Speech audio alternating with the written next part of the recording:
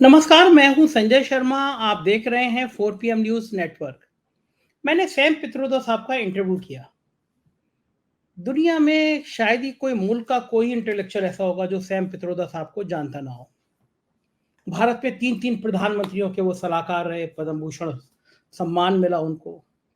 80 से ज़्यादा डॉक्टरेट हुई उनके ऊपर, कई किताबें लिखी उन्होंने। आजकल अमेरिका के शिकागो में रहते हैं और पूरी दुनिया की जो क्लास है, वो उनको जानती है। 82 साल के हैं सैम पित्रोदा साहब और इस समय भी वो इतना काम करते हैं कि लोग उनके इस हिम्मत के कायल हो जाएँ। मैं जब स्टूडेंट लाइफ में था तो मेरे वो आइडियल होते थे। मैं पढ़ता था कि भारत में मोबाइल आएगा, संचार क्रांति होगी, उसके जनक कहे जाते थे। मैं और आप जिस माध्यम से बात कर रहे हैं आज हम लोग इंटरनेट या मोबाइल, भारत में लाने वाले वो इंसान थे, टेक्नोक्रेट, बड़े गरीब घर में थे। बड़े ही जाति के हैं वो और वो अपनी जाति को लेके बड़ा उन्होंने कॉन्फिडेंस हो के कहा था कि एक बार कि मैं इस जाति में पैदा हुआ, गरीब घर में पैदा हुआ, लेकिन मैं भारत को सम्मान करता हूँ कि मेरे को इतना मौका दिया गया। सोचिए जब वो प्रधानमंत्री के सलाहकार थे तब भी वो किस रूप में जीते थे। मैंने उनसे सब बातें पूछी आज भी जी, कि आपकी प्रधानमंत्री के आप राजीव गांधी जी के दोस्त थे। राहुल गांधी उनको फादर की तरह, अपने एक चाचा जी की तरह मानते हैं। जब भी विदेश आते हैं तो सैम पित्रोदा साहब ही उनका पूरा प्रोग्राम मैनेज करते हैं। तो मैंने आज उनसे बहुत सारी बातें करी। कांग्रेस के प्रत्याशियों को क्या करना चाहिए ये मैंने उनसे पूछा। मैंने उनसे पूछा कि दुनिया में जब वो तस्वीर वायरल हुई कि राष्ट्रपति गईं आडवाणी जी को सम्मान देने के लिए और वो खड़ी थी, प्रधानमंत्री जी बैठे थे। उन तस्वीरों से अमेरिका और बाकी के देशों में क्या असर पड़ा होगा? क्या सोचते होंगे हम बाहर के लोग हमारे बारे में? और तमाम बातें की और फिर मैंने उनसे उनकी पर्सनल लाइफ़ भी पूछी कि किस हिसाब से वो सोशलाइज़िंग करते हैं, कब क्लब में जाते हैं। मैं जानना चाहता था कि इतना इंटेलेक्चुअल आदमी, इतना काबिल आदमी कैसे-कैसे ज़िंदगी जीता होगा। और फिर मैंने कांग्रेस के लिए भी पूछा कि कांग्रेस के जो कैंडिडेट चुनाव लड़ रहे हैं, उनके लिए क्या-क्या तैयारी उनको कीजिए करनी चाहिए, क्या प्लान करना चाहिए उनको? बहुत ढेर सारी बातें हुई। शानदार इंटरव्यू है, आपसे प्रार्थना है कि पूरा इंटरव्यू सुनिएगा, फिर मुझे बताइएगा ज़रूर अपनी राय से कि कैसा लगा इंटरव्यू। चलते हैं सैम पित्रोदा के साहब के पास। रिक्वेस्ट है कि चैनल को जॉइन कीजिएगा, सब्सक्राइब करिएगा।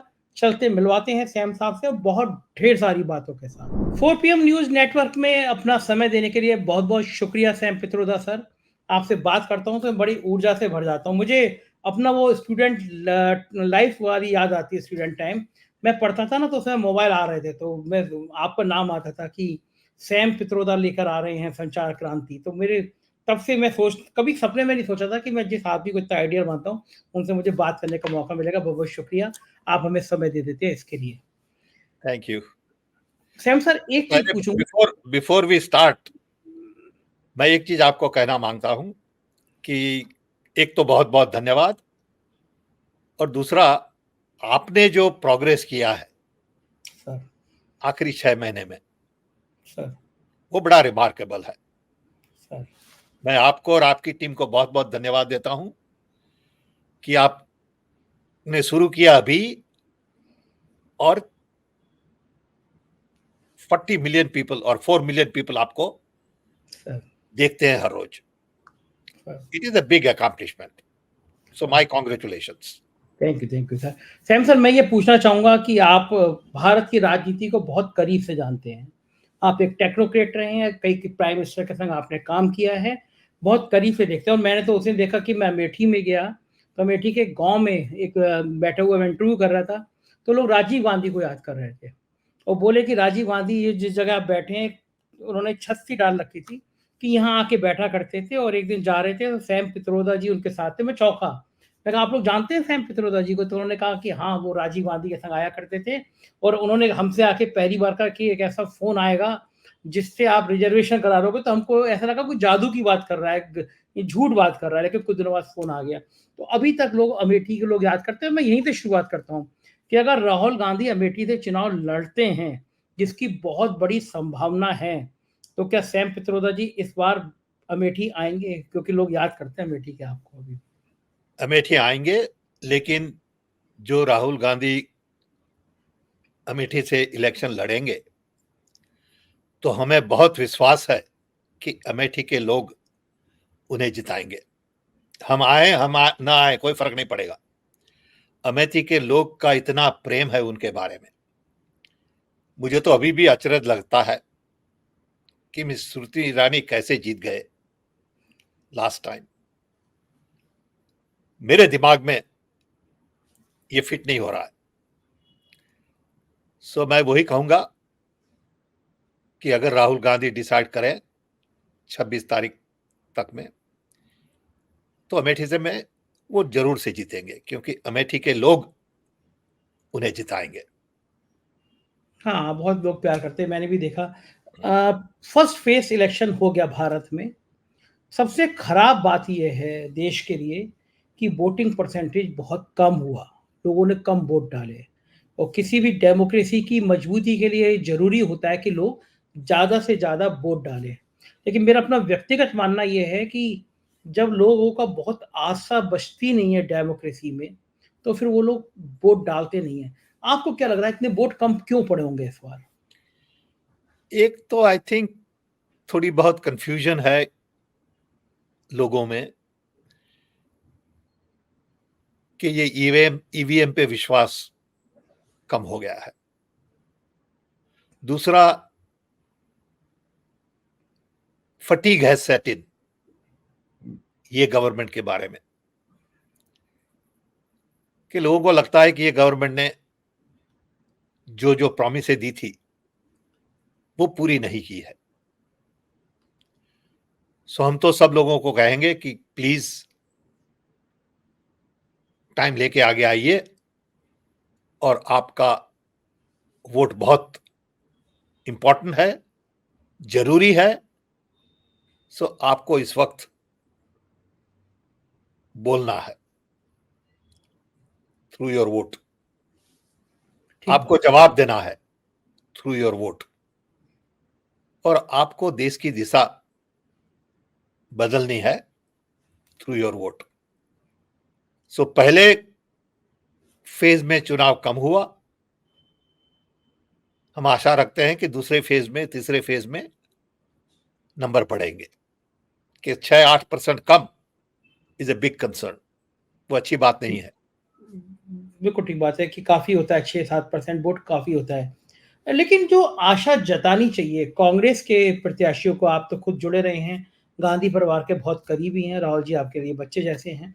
लेकिन जो कांग्रेस के कैंडिडेट हैं, मुझे लगता है कहीं न कहीं उनके पास भी प्लानिंग नहीं है। तो सैम साहब तो प्लानिंग के मास्टर माने जाते हैं। आप तो वहाँ शिकागो में बैठ के एक बढ़िया प्लान कर लेते हैं। मतलब पूरी दुनिया में मैं देखता हूँ, पिछले दिनों संपर्क हुआ मेरा कई देशों के लोगों से, तो आपको सब जानते हैं। मतलब जो कांग्रेस से जुड़े हैं वो आपको जानते हैं। तो आपने कुछ प्लानिंग नहीं करी है? आपके हिसाब से कांग्रेस के जो कैंडिडेट्स हैं, वो जो इलेक्शन प्लान होता है, जैसे बीजेपी है, इनका पन्ना प्रमुख होता है। दैट मीन्स कि गाँव का एक आदमी, उसको ये लोग पन्ना प्रमुख कहते हैं, उसका काम होता है कि 50 लोगों को वोट डलवाना है, 100 लोगों को वोट डलवाना है। फिर इनके पास में बाकी कास्ट वाइज लोग होते हैं कि ये पिछड़ी जाति प्रकोष्ठ का अध्यक्ष है, ये ब्राह्मण समाज का अध्यक्ष है। लेकिन क्या आपको लगता है कि कांग्रेस के कैंडिडेट्स जो हैं वो प्लानिंग करने में कहीं कुछ चूक रहे हैं, या क्या करना क्या चाहिए उनको? हमारे जो कैंडिडेट हैं, एक तो उनका सिलेक्शन लास्ट मिनट पे होता है सब जगह। कोई भी पार्टी में इंडिया में लोग कैंडिडेट को 6 महीने, 1 साल पहले नहीं बता देते कि ये आपकी कॉन्स्टिट्यूएंसी है, आप काम शुरू करिए। सो सबको लास्ट मिनट पता चलता है कि वो कैंडिडेट है। सो उनके पास समय भी बहुत कम रहता है प्लानिंग करने का। लेकिन जो भी समय है उसमें भी वो प्लानिंग ठीक से नहीं करते हमारी दृष्टि से, क्योंकि मैनेजमेंट प्लानिंग वो उनकी एक्सपर्टीज है नहीं। सो एक तरफ से हम कहते हैं कि डिसेंट्रलाइज करो, दूसरी तरफ से हम कहते हैं कि भाई एक मेथोडोलॉजी फॉलो करो। सो हम तो कहेंगे अभी कि अगर आप और मैं लेट्स से के कैंडिडेट हैं, तो हमें क्या करना चाहिए। हम्म, सो थोड़ी बात करते हैं उसके बारे में। हम्म, अगर आप कैंडिडेट हो तो मैं आपको सलाह दूंगा एज मित्र कि सबसे पहले आपका ऑर्गेनाइजेशन एस्टैब्लिश कर दीजिए। ये ऑर्गेनाइजेशन में आपको चाहिए चीफ ऑफ स्टाफ। अगर आपका चीफ ऑफ स्टाफ नहीं होगा तो आपको बहुत तकलीफ पड़ेगी, आप सब कुछ नहीं कर सकते क्योंकि आपके पास समय ही नहीं है। फिर आपको किसी को इंचार्ज बनाना है कैंपेन का, कम्युनिकेशन का, सोशल मीडिया का, public relations, event management, narrative तैयार करना, डेटा एनालिटिक्स, बूथ मैनेजमेंट और अलायंसेस विद डिफरेंट ग्रुप्स। तो ऐसे आपको 10 लोग चाहिए बिसाइड चीफ ऑफ स्टाफ। ये 10 लोग एक एक फील्ड में एक्सपर्ट हों। फिर आपको इंचार्ज बनाने हैं youth incharge, women incharge, labour incharge, farmers incharge, business, serviceman, students, first time voters, health worker, government worker, teachers, OBC, Dalit, tribal, minorities, migrants, professionals, ऐसे करीबन दूसरे 20 लोग चाहिए जिनको इंचार्ज बना दें। इनको इंचार्ज बनाना है, किसी को तो इंचार्ज बनाना है। सर्विसमैन को आपको जाके मिले उन्हें, उनसे बात करें, उनको इकट्ठे करें, उनकी समस्या समझे। तो अगर आपके पास चीफ ऑफ स्टाफ, 10 इंचार्ज और दूसरे 20 इंचार्ज ना हो तो ये काम ठीक से नहीं होगा। लेकिन लोग ऐसा सोचते ही नहीं है। तो अगर आप कैंडिडेट हैं, मैं आपको रिक्वेस्ट करूंगा कि आप 30 लोगों को तैयार करिए, पहले उनसे मिलिए। मजबूत लोगों और इन टीमों के इंचार्ज बना दिए जाएंगे। हाँ, कोई तो स्टूडेंट का इंचार्ज होना चाहिए। ठीक बात है, बिल्कुल सही बात है। ओके, कोई इंचार्ज होना चाहिए माइनॉरिटी का। अगर आपके वहां मुस्लिम वोटर है, कोई मुस्लिम का इंचार्ज होना चाहिए। जैन वोटर ज्यादा है तो जैन का इंचार्ज होना चाहिए। ओके, सर्विसमैन ज्यादा है तो सर्विसमैन का इंचार्ज होना चाहिए। और इसमें आपको ऐसा बैलेंस भी करना है कि विमेन हो, माइनॉरिटी हो, आपको सब लोगों को साथ लेना है ये टीम में। अगर आप हाई कास्ट के हैं तो आप ये 30 लोग हाई कास्ट के नहीं ले सकते। वैसे ही आप अगर लो कास्ट हो तो ये 30 लोग लो कास्ट पे भी नहीं ले सकते। आपको सबको साथ ले जाना है, बिकॉज बुके बनाना है आपको। हर चीज ये पहली टास्क है आपकी। ये टास्क हुई, उसके बाद आपको वोटर लिस्ट लेना है और ये वोटर लिस्ट को एक टीम बना के एनालिसिस करना है कि कितने वोट कहां हैं। आपकी कॉन्स्टिट्यूएंसी में कितने लोग दलित हैं, कितने मुस्लिम हैं, कितने स्टूडेंट हैं, कितने ओल्ड पीपल हैं, कितने टीचर्स हैं, उसका पूरा एनालिसिस करना है। कहां रहते हैं, ये क्लस्टर कहां पे है, ये क्लस्टर किसका है। ये क्लस्टर समझो कि बढ़ाई लोगों का हो, ये क्लस्टर टीचर्स का हो क्योंकि वहां पे कॉलेज पास में है। तो इसका मैप का पूरा एनालिसिस करना है। काम शुरू करे पहले आपको टीम बनानी है और लिस्ट का एनालिसिस करना है। उसके बाद आपको नैरेटिव बनाना है कि नेशनल नैरेटिव ऐसा है जो हमें पार्टी ने दिया है मैनिफेस्टो में, और लोकल नैरेटिव अलग है। लोकल जो प्रॉब्लम्स हैं वो देश के प्रॉब्लम से अलग है। अगर आपकी कॉन्स्टिट्यूएंसी में पानी का प्रॉब्लम है, जॉब का प्रॉब्लम ज्यादा है, फार्मर्स की चैलेंज है, जो भी है वो आपको सोचना है कि हमारा लोकल नैरेटिव क्या होगा। और ये लोकल नैरेटिव और नेशनल नैरेटिव को एक साथ लाना है। फिर आपको कंटेंट तैयार करना है नैरेटिव के लिए, क्योंकि जो देश का कंटेंट है वो आपकी लैंग्वेज में नहीं होगा शायद, और हमारे वहां तो भाषा बदलती है बहुत जल्दी, अलग अलग डिस्ट्रिक्ट में भी। गुजरात में मैं जानता हूं कि 6-7 अलग अलग भाषा है गुजराती। ओके, सौराष्ट्र का गुजराती अलग से बोलता है, साउथ गुजरात का अलग से बोलता है, नॉर्थ गुजरात का अलग से बोलता है। सो आपको लोकल लैंग्वेज में कंटेंट तैयार करना है जो आपकी कॉन्स्टिट्यूएंट की भाषा हो।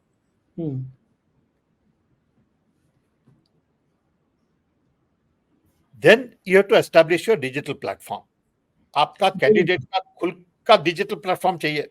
हाँ, वो बहुत जरूरी चीज है, आज के दौर में तो बहुत जरूरी है। हाँ, कि भाई मैं संजय शर्मा, ये मेरा बैकग्राउंड है, ये मेरा नैरेटिव है, ये मेरी टीम है। जो आपको अगर मुझे कांटेक्ट करना हो तो हमारी टीम से भी आप बात कर सकते हैं।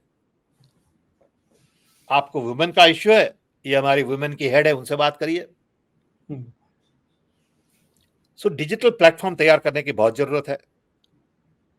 उसके बाद ये टीम को रेगुलरली मिलना है। आपको हर सुबह पूरी टीम के साथ एक मीटिंग होनी चाहिए, आधे घंटे 15 मिनट, तो सबको पता चल जाए कि क्या करना है आज, क्योंकि तो सवाल 30 दिन का है। Every day you have to start in the morning. कभी देखिए आज का क्या प्रोग्राम है। ओके, कि संजय का आज का प्रोग्राम कहाँ पे जाना है, कौन से टेंट में बोलना है, कौन सा इश्यू है, कल ये इश्यू लिया था, इसका ये रिएक्शन हुआ, आज ये इश्यू लीजिए। हम लोग तो क्या करते हैं, ट्रक में बैठ के घूमते हैं खाली और सलाम करते रहते हैं और हार तोड़ा पहनते हैं। वो कैंपेन का टाइम चला गया। अब people want more interaction. Then you have to decide door to door campaign, कि हर रोज आप इतने लोगों के घर जाएंगे,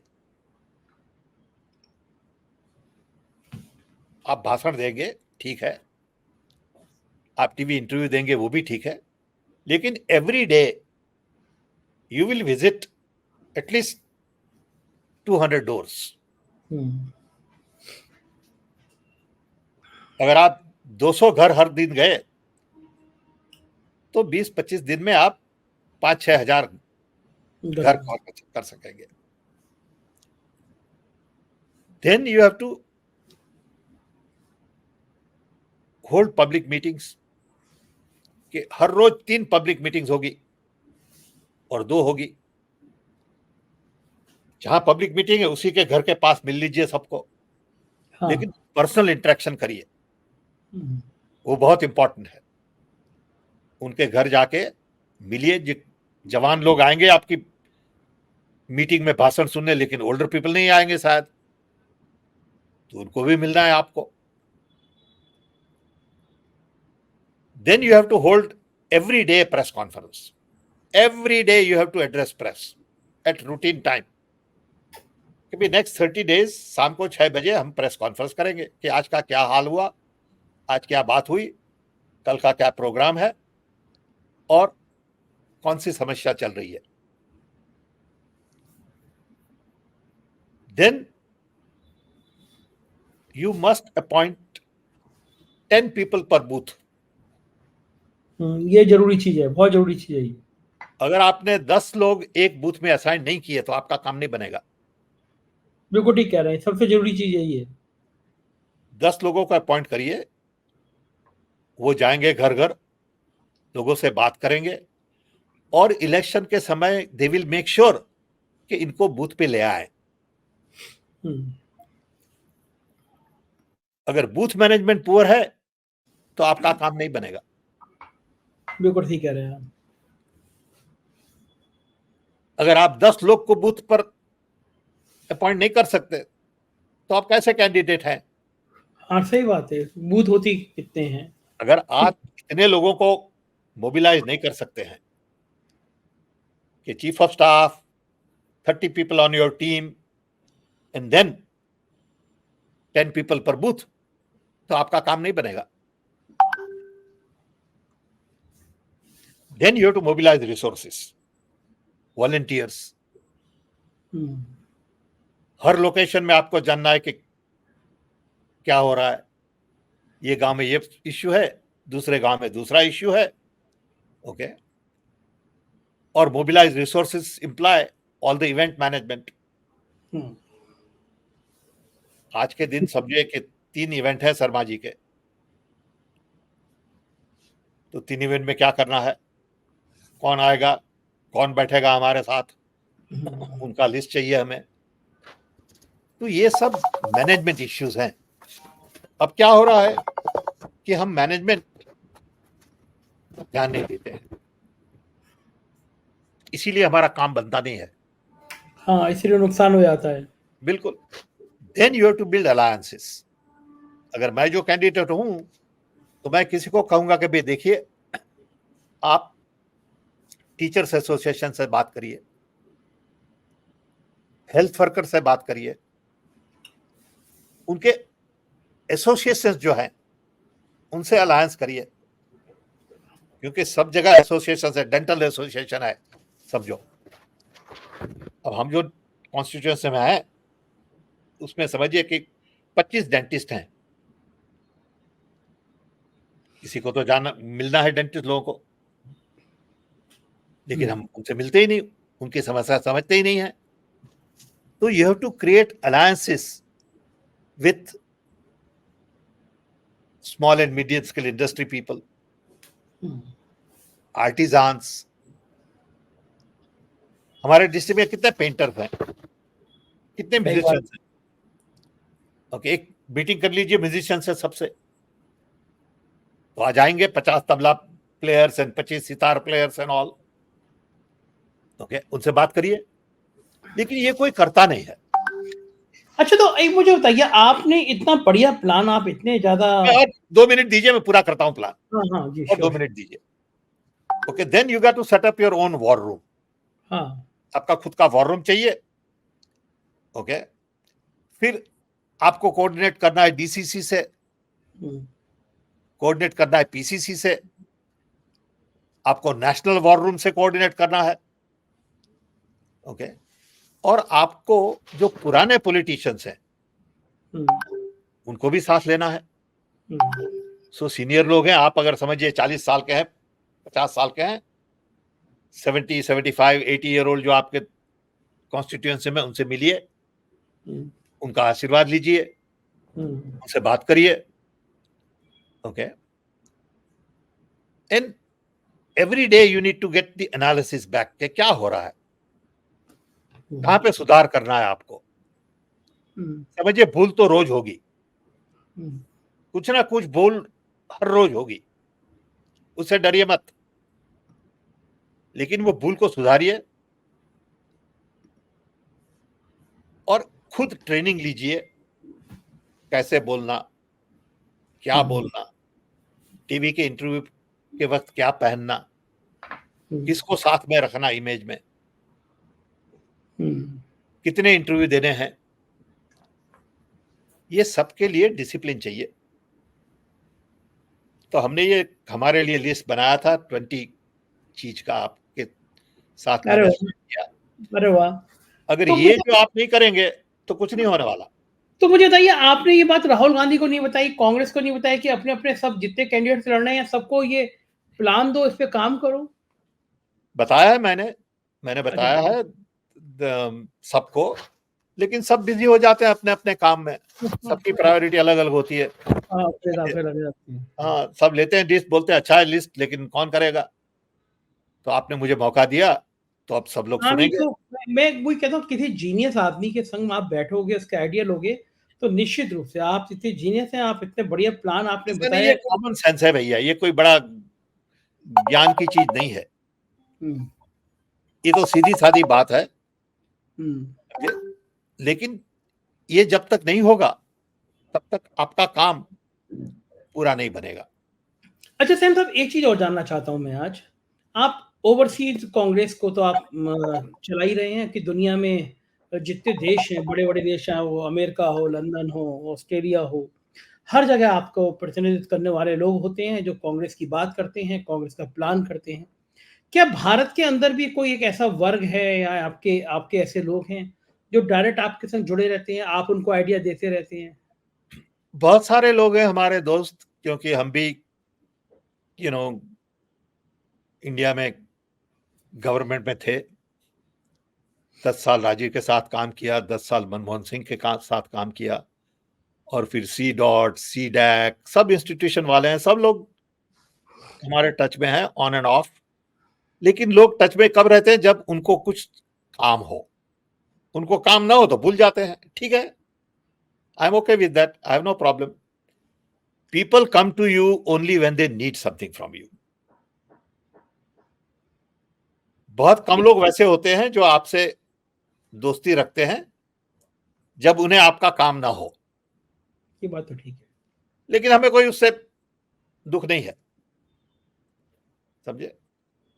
जब भी कोई हमसे फोन करता है, हम जानते हैं कि इसको कुछ काम है हमारा, उसके बाद कोई फोन नहीं करता। सैम साहब कितनी उम्र हो गई होगी आपकी? 82। 82 साल। हम तो सोच भी नहीं सकते कि 82 साल के होंगे तो हम कुछ भी शो जैसी कोई चीज कर पाएंगे। नहीं नहीं, आप कैसे सब करेंगे, आप सब आप करेंगे, इससे ज्यादा करेंगे, आप विश्वास 82 साल की एज में इतने एक्टिव रहते हैं, इतना प्लान करते हैं। अ, पूरे मैं थोड़ा व्यक्तिगत पूछूं, दिनचर्या क्या रहती है आपकी? मैं सुबह 6:30-7 बजे उठ जाता हूँ। उठ के ब्रश ब्रश करके नीचे आता हूँ घर। हम बेडरूम ऊपर है। सबसे पहले मैं घर साफ करता हूँ, झाड़ू लेके, खुद? एवरी डे, खुद। हमारी वाइफ सोती रहती है तो मैं पहले वो कचरा वचरा साफ कर देता हूँ, because that gives me pleasure. उसके बाद मैं चाय बनाता हूँ। Okay, then I open my computer immediately. जो रात की जो ईमेल्स और मैसेजेस आए उसको देखता हूँ। Then I'll take my medication. I have lots of tablets to take. I normally don't eat breakfast. I also don't eat much lunch. I normally have 1 meal a day. Okay. फिर कोई TV interview होता है, कोई board meetings होती हैं, कोई miscellaneous. Then I go outside and pick up my newspaper, Wall Street Journal, which I read every day for half an hour. Then I'm busy writing. Mostly I'm on phone. I get about 400-500 emails a day, every day, per day? every day, every day. My God. Yeah. So I have to respond as many as I can, not that I do a good job of it. And I'm involved in multiple projects. I'm involved in Mexico. I'm involved in Portugal. I'm involved in England. I'm involved in, so many different countries. And, you know, plus Indian Overseas Congress, we are in 32 countries. Then I make lunch for my wife because my wife has cooked for about 40 years. So I told her, now that I'm home, I will cook. Okay. So I cook a little bit lunch for her, finish that, and then again go back in my office. I have a home office. And 5:30, I watch news, national news, for an hour or so. Then in between, I'll make some dinner. My wife will make some, or I'll make some. Eat about 7:38, and then again go back to work. My wife would be watching TV, and I would be doing my work. I have no interest in watching TV or movie or anything, but I'll sit with her on and off, and she's doing her thing. I'll do my thing. Sometimes I'll go back in the office, and I'll go to sleep about 11:30, 12. और बाकी clubbing party? No clubbing at all.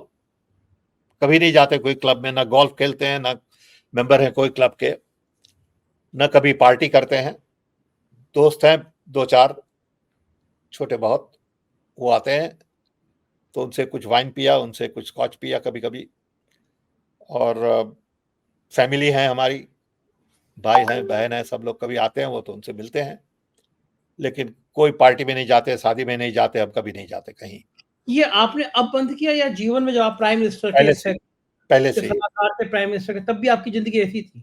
बिल्कुल ऐसी थी। कभी India में भी कोई party में नहीं जाते थे, कभी कभी चले गए, क्योंकि हमारे साथ जो दोस्त थे हमारे दिनेश त्रिवेदी, वो हमारे पुराने दोस्त हैं, तो वो बोलेंगे चलो तो फिर उनके साथ जाएंगे कभी, but it's a very personal thing. Socialising जिसे कहते हैं, सोशलाइजिंग, वो सब नहीं करते थे आप? No socialising at all, no need. Okay. जब राजीव गांधी जी इतना जिंदा थे, इतना सारा पड़ा है, अच्छा, इतना जब सारा। राजीव गांधी हाँ जिंदा थे, जब राजीव जी जिंदा थे, आप प्राइम मिनिस्टर, आप उनके साथ थे, तो तब तब भी आपकी लाइफ ऐसी थी, रहती थी, मतलब केवल काम? बिल्कुल, लेकिन उनके वक्त जो समझिए कि गोर्बाचोव आए, वियतनाम के प्रेसिडेंट आए थे, इटालियन प्राइम मिनिस्टर आए थे,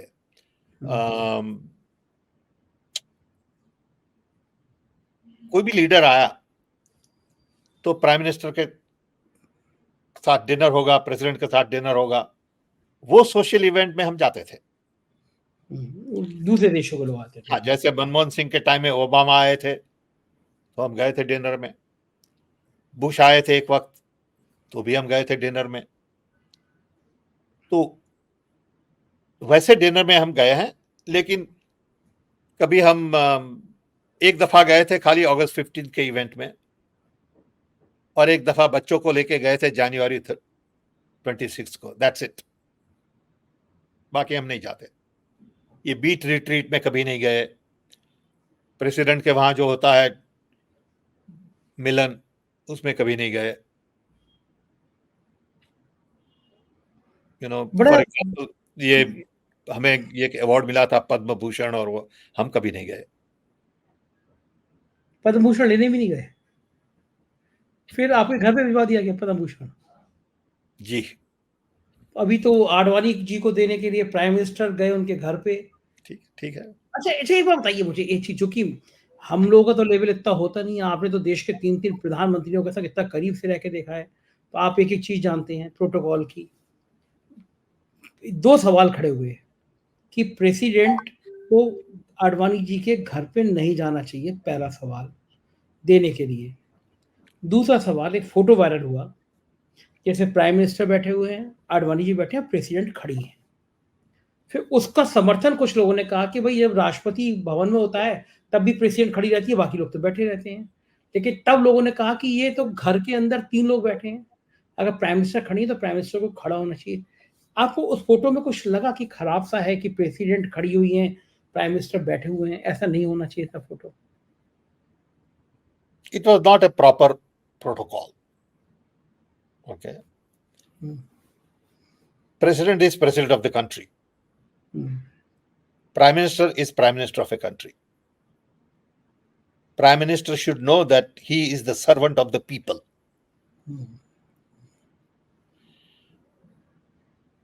And he shouldn't sit while President is standing. It is not fair to the people of India. It is not fair to the President. And it sends wrong signals. But apparently it doesn't bother anybody. It is a mind of an authoritarian person. Okay. That's what that picture tells me. That I don't see humility in that picture. And I think humility is a very important part of a leader. Okay. But it's okay. It's their privilege. ठीक बात। Sam साहब, आप तो दुनिया के तमाम देशों के राष्ट्राध्यक्षों को जानते हैं। हमारी पार्टी जो रूलिंग पार्टी है, उसके प्रेसिडेंट कहते हैं कि मोदी जी प्राइम मिनिस्टर जो हैं वो देवताओं के देवता हैं। उनकी पार्टी के बाकी नेता कहते हैं कि वो भगवान विष्णु का अवतार हैं। तो जब ये बातें दुनिया के बाकी जगह जाती होंगी, अमेरिका में जो रहते हैं लोग उनमें जाती होंगी, पहला सवाल मेरा ये है कि उनके मन में क्या आता होगा कि हमारे प्राइम मिनिस्टर को लोग भगवान मानते हैं, एक बात। दूसरी बात, क्या आपकी चूँकि पूरी दुनिया आपने देखी है, किसी और कंट्री में भी ऐसा होता है कि अब उसके प्रेसिडेंट को, प्राइम मिनिस्टर को लोग भगवान कहने लगे, गॉड कहने लगे? देखिए, हमारी सोसाइटी बहुत हायरार्किकल है और बहुत फ्यूडल है। Psychophancy comes natural to many of our people. Prime Minister is just a citizen. We respect his position, but you can't say he's a god. It's an insult to God if you believe in God.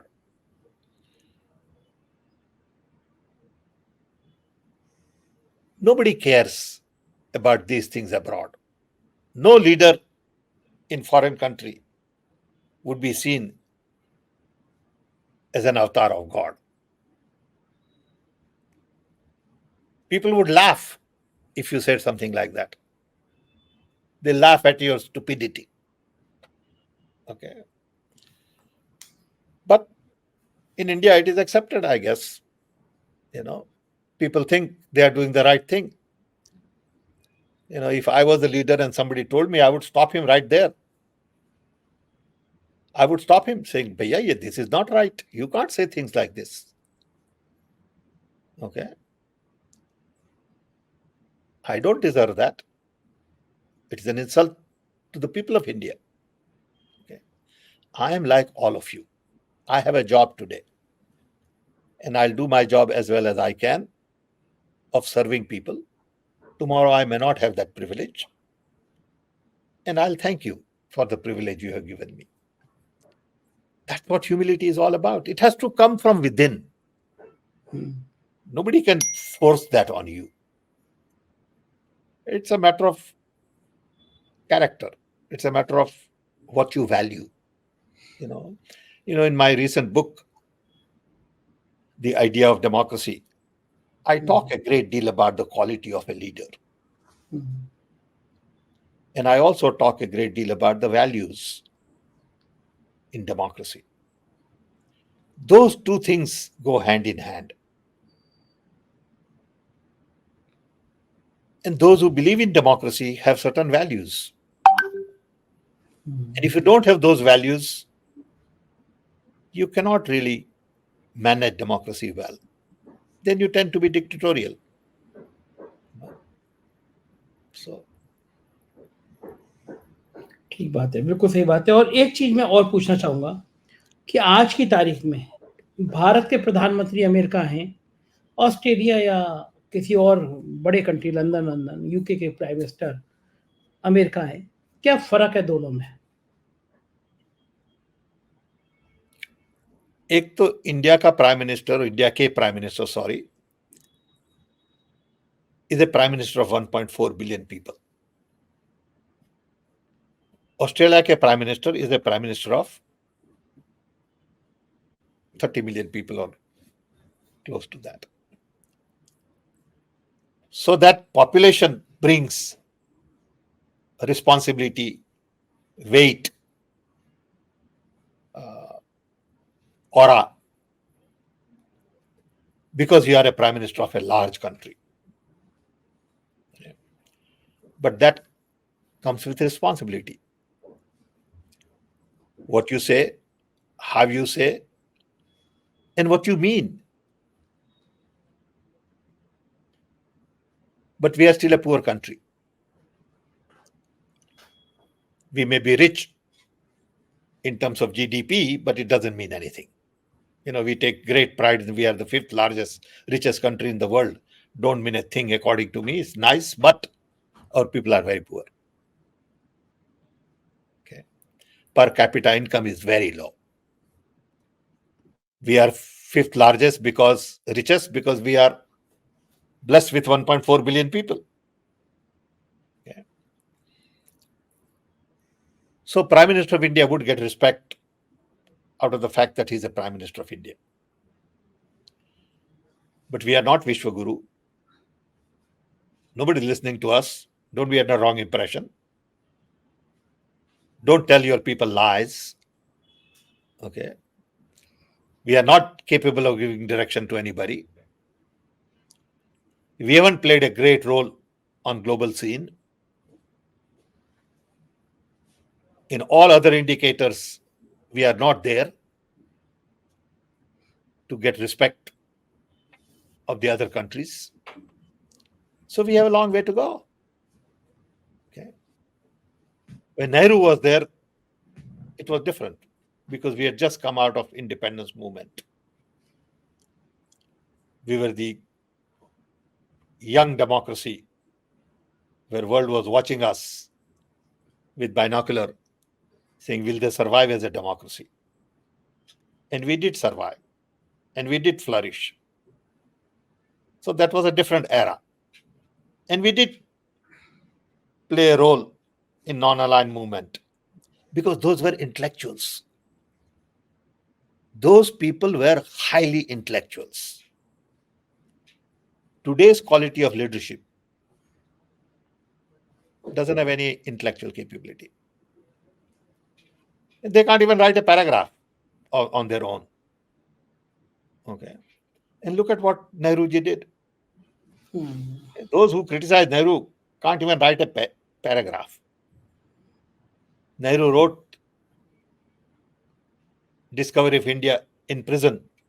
And I always remind myself that there were no libraries, there was no Google, there was no ChatGPT. And you look at every paragraph of that book, and you get impressed with the quality of knowledge our leaders had at that time. And there were many, not just Nehru, there were many at that point in time of the same quality. You don't have that today. Okay. You don't have Rabindranath Tagore's counterpart. You don't have Sarojini Naidu's counterpart. You don't have Sardar Patel's counterpart. They're all petty today, who just make noise, claim all kinds of things without any substance, lie through their teeth, criticize everybody else, and don't deserve any public respect. अच्छा, आप Sam साहब वहां बैठ के जब आप देखते होंगे कि ये पार्लियामेंट हमारे देश का सबसे बड़ा डेमोक्रेसी का मंदिर कहा जाता है उसको। एक जो व्यक्ति वहां बैठता है वो कानून बनाता है, वो देश का भाग तय करता है। इस बीच में बीजेपी एक ऐसे कैंडिडेट को उतारती है, टिकट देती है मंडी से, कंगना राउत जी। वो कहती हैं कि देश के पहले प्रधानमंत्री सुभाष चंद्र बोस थे, और फिर वो कहती है कि 2014 में हमें आज़ादी मिली है। तो आप सोचिए, जो एमपी हम जिसको चुनने के लिए बीजेपी ने भेजा है, वो एमपी कह रही है कि देश का पहले प्राइम मिनिस्टर सुभाष चंद्र बोस थे, भारत को आज़ादी तो 2014 में पहली बार तब मिली जब मोदी जी बने। ऐसी चीजों का पूरी दुनिया में क्या हम लोगों की मजाक उड़ती होगी? अब देखिए, हम क्या कह सकते हैं उनके बारे में? वो तो उन्हें सोचना है, लोगों को सोचना है। सत्य जो है वो आप जानते हैं, दुनिया जानती है। ठीक बात है, नेहरू को कितना भी रोकने की कोशिश करो, नेहरू को कितना भी खत्म करने की कोशिश करो, लेकिन नेहरू एक विचार है जो है वो है, जो देश में रहेगा। वो बिल्कुल ठीक है। गांधी और नेहरू आपके कहने से वो नहीं बदलेगा। आज नहीं बदलेगा, कल भी नहीं बदलेगा, और भविष्य में भी नहीं बदलेगा। बिल्कुल ठीक बात है। बहुत बहुत शुक्रिया सैम साहब, आपने आज इतनी प्यारी प्यारी बातें हम लोगों से करी, हमें बताया। Thank you sir, thank you. Thank you भैया, thank you for the opportunity. तो ये सैम पित्रोदा साहब, आपने सुना, आपको लगा होगा कि एक शानदार इंटेलेक्चुअल आदमी है, वो वास्तव में है, और इस बातचीत को आपको कैसे लगी जरूर बताइएगा। शुक्रिया, थैंक यू।